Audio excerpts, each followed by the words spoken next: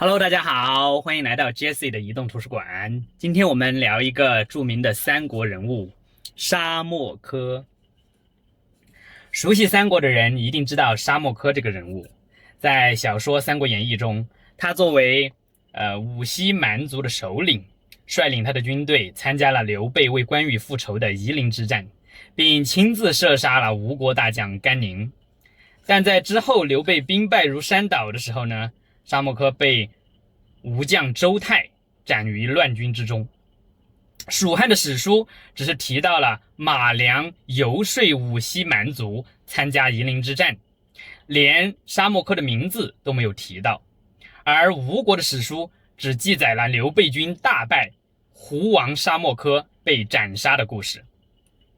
关于沙漠柯的信息只有这些，但是不妨碍他在三国无双、全战三国、三国杀等各种三国题材的游戏当中被反复的进行艺术加工，成为了一个小有名气的五溪蛮王。虽然他并没有独立的传记，只是作为一个 boss 出现在别人的故事里面，人们也不知道他为何如此的勇猛，他为什么而战。但这已经足以让我感到欣慰。要知道，在印度历史上能留下姓名的少数民族人物屈指可数，而像沙漠柯这样闻名世界的更是凤毛麟角。然而他的故事离真相还有一定的距离。首先，吴国基本上能区分清楚南方不同的少数民族，他们把广东、福建等沿海地区的少数民族叫做百越。吴国后来也占领了武陵、无锡地区，他们把这里的少数民族叫做诸蛮。但是在吴国的史书当中，他们却称沙漠柯是胡王胡王。胡是北方少数民族的简称，对于吴国来说是代指所有他们不知道来源的远方的少数民族。也就是说，在吴国看来，沙漠柯不是五溪蛮族的首领，而是来自远方的胡族。其次，蜀汉的史书明确记载了五溪蛮族加入了刘备阵营，参与了夷陵之战。五溪蛮族是商周时期巴人的后裔，今天土家族的祖先。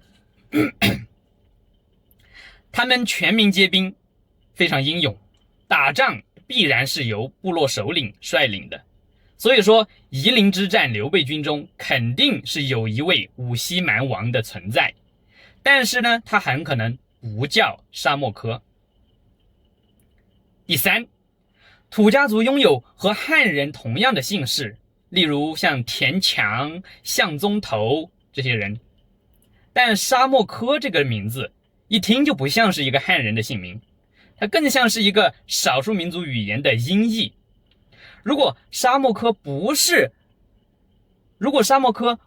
土家族的五溪蛮王，那么夷陵之战中的五溪蛮王叫什么名字呢？而这位胡王沙漠柯又是来自何方呢？第四，住在美国加利福尼亚的历史学者黎东方，在他的再见东方，他的书《细说三国》中指出，沙漠柯这个名字是吴国史官抄错了，他原本应该是摩沙柯，他来自蜀汉的越西郡。黎东方的考证过程虽然不得而知，但是这个观点却非常的合理，史书上有大量的旁证。第五，越西郡就在现在的云南、四川交界处的泸沽湖畔，那里至今仍然生活着纳西族的一支摩梭人，史书上称其为摩沙夷或者摩歇夷。摩沙人长期保留了母系社会的形态，以女性为部落首领，血缘世系都是靠母系传承，他们没有父系社会的这种姓氏，汉人就以他们的族名代称他们的姓氏，也就是都叫他们摩沙什么摩沙什么。基于以上的考据，我来给大家介绍一个可能更加真实版本的沙漠科，准确的说是磨砂科。而它的故事啊，或许是女字旁的它，可能是这样。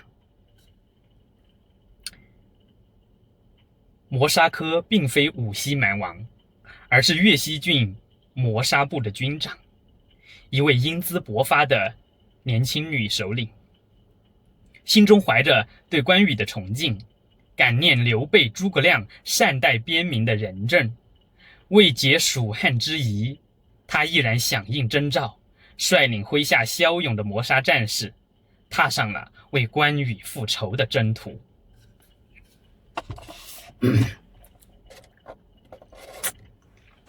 踏入蜀汉军营的刹那，一个身影吸引了他的目光。高大魁梧，长髯垂胸，画着长长的丹凤眼，活脱脱一副关公在世的模样。磨砂科心头一惊，这刻意模仿着实令人意外。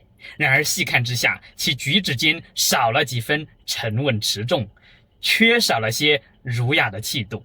显然这也是关羽的资深崇拜者，此人正是五溪蛮王田科，他叫田科。他这副装扮早已惹得营中的几位汉军将领勃然作色，当面斥责：“此乃僭越，大不敬！”田科被斥责得面红耳赤，只得连连拱手告罪。恰在此时，磨砂科的出现，瞬间将营中的焦点从田科身上引开。所有人的目光都被这位飒爽的女将军所吸引，那份独特的英武气度令众人倾慕。直到他身后的女卫兵朗声通报：“越西磨砂军前来助战！”众人才如梦初醒，纷纷行礼致意，唯有田科目光灼灼，脱口而出：“好一位俊俏的女将军！”周遭斥责声顿起，指责他的唐突。磨砂科却莞尔一笑。磨砂儿女向来是欣赏直率的赞美，异性之间也是如此，这与土家的风俗倒是有几分相通。两军对垒的数月里，田科成了磨砂科帐前的常客，谈兵论政，说古道今，百般殷勤。那炽热的目光毫不掩饰，这位蛮王分明是动了心。一次小规模的遭遇战，田科更是奋不顾身地冲在磨砂科马前，表演了一出活捉敌方将领的个人秀。岂料吴军箭雨骤密，将他死死地压制在一块巨石之后，进退维谷。危急关头，是磨砂科冷静地指挥盾牌阵出击，让弓箭手前行上山，从高处反击，硬生生地将他从箭雨中救回。而吴军经此一战，则得知了蜀汉军中有一位磨砂女将。周泰亲自下令，要活捉女将军，犒劳众将士。战场的烽烟与生死相托，最易催生情愫。田科的赤诚如火，终是扣开了磨砂科的心扉，让他也对这位率真的蛮王萌生了同样的爱意。然而一缕愁绪悄然爬上心头。他是磨砂人的军长，身系母系部族的传承，按照族规，他不能嫁，只能娶。若想长相厮守，唯有让田科放弃他的蛮王之位，嫁入磨砂部。正如他无法抛下自己的族人，那他又如何要求田科舍弃他的王位呢？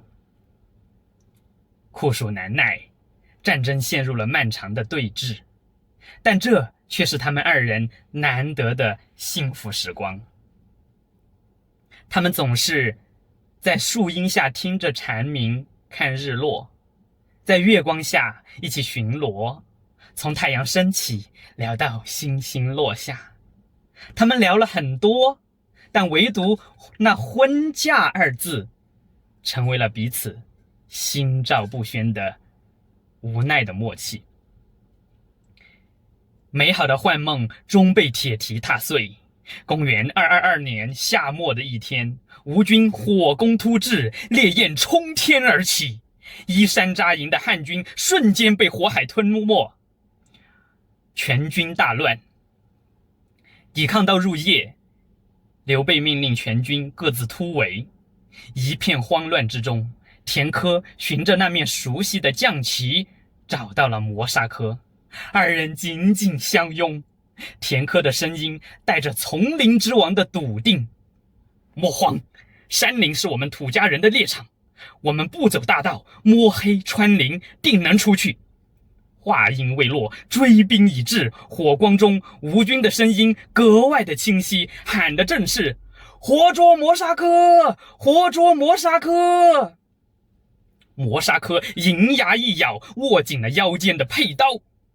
电光火石之间，田科一把把磨砂科抱上了战马，猛力的拍打马臀，战马吃痛，驮着磨砂科如离弦之箭一般冲向幽暗的密林小路。随后田科一把扯过自己的卫队长和磨砂科的女卫兵，急促地耳语了几句，将一个布包塞进女卫兵的手中，旋即他俯身抄起磨砂科掉落在地面上的将旗，翻身上马，朝着火光通明的大路方向策马狂奔。那个女卫兵心领神会，立刻高声喝道：岳西磨砂军在此，吴狗休得猖狂，不怕死的来追。磨砂科瞬间明白了田科的决绝，他要以自己的性命为诱饵，高举着磨砂科的旗帜，引开追兵，只为护他周全。他心如刀绞，猛地勒住缰绳就要往回冲。田科嘶喊声却被疾风撕碎，两支忠勇的卫队死死地拦住了他。女卫兵们更是奋力地将他拖下战马，紧紧地捂住他的嘴。在田科的土家族卫队的带领之下，他们放弃了显眼的马匹和火把，手拉着手潜入了伸手不见五指的密林深处。而田科则引着吴军往大路奔去，他背后插着磨砂科的将旗，不时回身引弓，箭无虚发，追兵接连栽倒。怎奈箭矢终究耗尽，坐骑也中箭扑倒在地。孤身陷阵，他拔刀力战，又斩杀吴军数十人之后，直至刀刃卷缺，血染征袍，壮烈捐躯。吴兵割下了那颗不屈的头颅，犹自抱怨：竟然不是个女将。吴营参军看着缴获的磨砂将旗，提笔记下了阵斩胡王磨砂科。2天后，武陵山脉的深谷中，两支卫队，有人坠崖，有人被毒蛇咬伤，仅剩7名伤痕累累的卫兵，护卫着哀而弥坚的磨砂科艰难前行，而干粮早已耗尽。一位男卫兵示意那位女卫兵打开那个染血的布包，里面是一封书信，还有3个装满水的竹筒，水中浸泡着3条花田粑。花田粑是土家儿女寄托相思之情的糕点，由糯米和精米制成，内里嵌着山水花草等图案，通常是土家姑娘制作了送给如意郎君的。收到花田粑的郎君纵隔着千山万水，也会立刻踏上归程，上门提亲。这3条花田八是田科在军帐中亲手制作的，原打算当面送给摩沙科，而那封信是写给他的部族的，里面主要说的是他将把首领之位禅让给他的弟弟田府，自己受到蜀汉的册封，要去越西郡做官。蝉鸣悠悠，溪水溅溅，7名幸存的卫兵环绕着磨砂科席地而坐，沉默地分食着炭烤花田八，每一口都噙着未尽的誓言。夕阳余晖之下，花田八的图案灼灼可见，那是二虎搏斗图、鸳鸯戏水图和雪山湖泊图。千年之后，蒙古大军攻打大理国时，饮马泸沽湖畔，兀良合台见到一方古墓碑，台痕斑驳，上有隶书汉故荡寇将军越西太守田公科之墓，旁边又有小字6个，七磨砂军科立。兀良合台深深的好奇，令汉官刘秉忠记录了下来。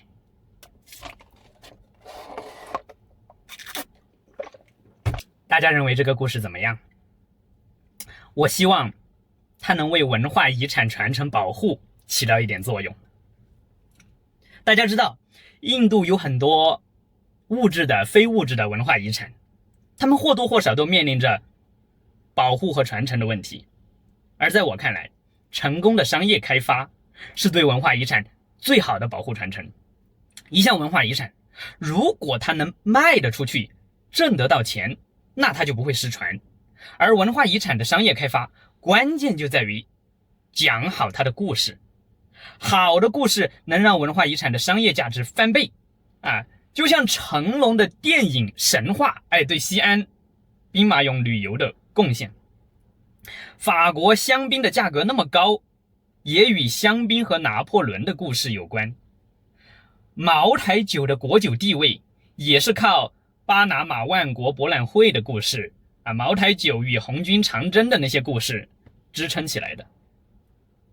那我这个故事它也可以推动文化遗产的商业开发，比如说让郭帆导演也请成龙、金喜善来演这么一个故事，电影火了的话，那土家非遗美食花田八不得卖爆了呀？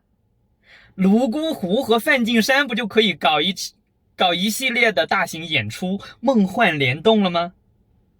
丽江那边就叫磨砂千年园，铜仁这边就叫蛮王出嫁。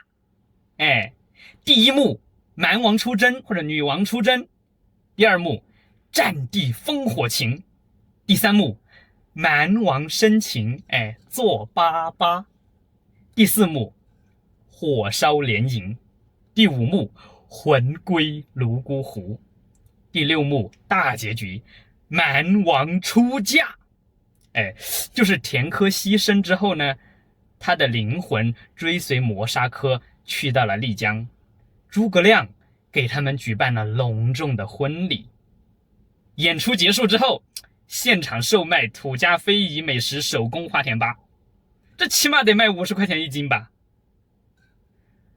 要是有搞电影的、短剧的看得中我这个故事的话，欢迎联系我哟。好的，今天就是这样，我是 Jesse， 我们下期再见。